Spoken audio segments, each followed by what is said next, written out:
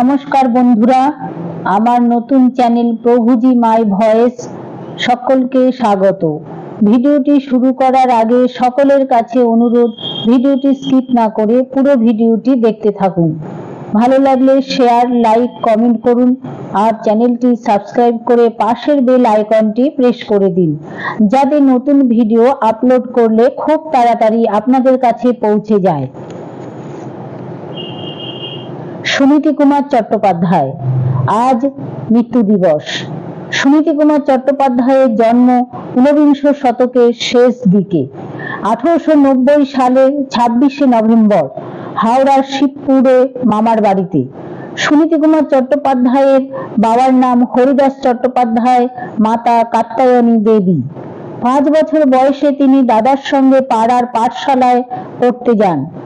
যেদিন সকালে মা বললেন, আজ থেকে তুমি পাঠশালায় যাবে, সেদিন আমার কি আনন্দ। দাদা তখনকার দিনের রেওয়াজ মতো তাল পাতার পাতকারি নিয়ে যেত। হাতে দড়ি ঝোলানো মাটির দোয়াত, তাতে চাল পুড়িয়ে হীরাকস আর কি সব থাকতো, তাতে কালি চলকে পড়তো না। আর সঙ্গে থাকতো খাকের একটি কলম।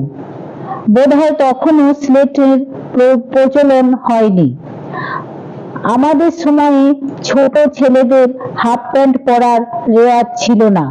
5 থেকে 6, 7, 8 বছর বয়স পর্যন্ত ছেলেরা হয় ধুতি পরত, আর নয় দিগম্বর হয়ে বেড়াতো। পড়াশোনায় বরাবরই ছিলেন মেধাবী সুনীতি কুমার। একবার যা পড়তেন সহজে তা ভুলতেন না। এই আশ্চর্য মেধা শক্তি পরিণত বয়সেও অক্ষুণ্ণ ছিল। চোখে ক্ষীণ দৃষ্টি নিয়েই ছেলেবেলায় নিজের চেষ্টায় আঁকতে শিখেছিলেন। সুনীতি কুমার চট্টোপাধ্যায়ের আঁকার হাত ছিল খুব ভালো। ঘোড়ার খুর, হাতের মুঠি আঁকা খুব শক্ত, কিন্তু বালক সুনীতি কুমার এই ধরনের শক্ত বিষয় অনায়াসে আঁকতে পারতেন। চোখ ভালো থাকলে হয়তো তিনি চিত্রশিল্পীকেই প্রধান উপজীব্য করতেন। আমরা একজন ভালো চিত্রশিল্পীকে পেতাম, কিন্তু আমরা যে মহা পণ্ডিত ভাষাচার্যকে পেয়েছি, তাতে আমাদের দিক থেকে কোনো ক্ষতি হয়নি।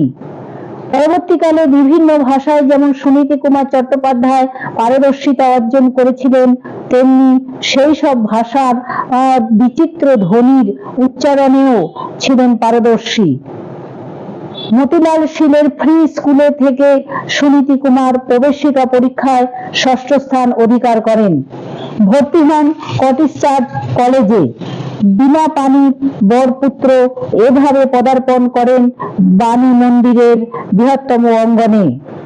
ভাষাতান্ত্রিক ও বহু ভাষাবিদ সুনীতি কুমারের খ্যাতি ইতিমধ্যে দেশ বিদেশে ছড়িয়ে পড়ে। সেই খ্যাতি আরো বৃদ্ধি হয় তার বিখ্যাত 22 ODDL EFFE original and development of the Bengali ল্যাঙ্গুয়েজের 2 খণ্ড প্রকাশিত হবার পর। এরপর লন্ডন থেকে প্রকাশিত হয় সুনীতি কুমার চট্টোপাধ্যায়ের কয়েকটি গ্রন্থ।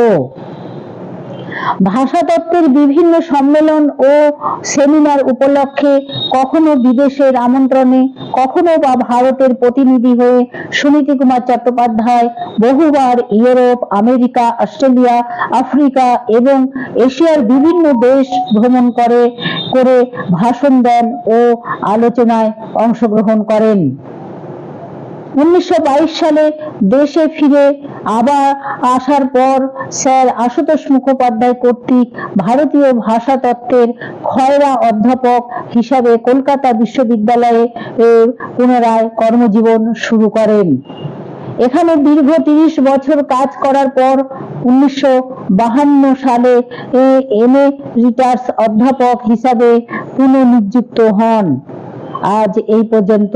নমস্কার।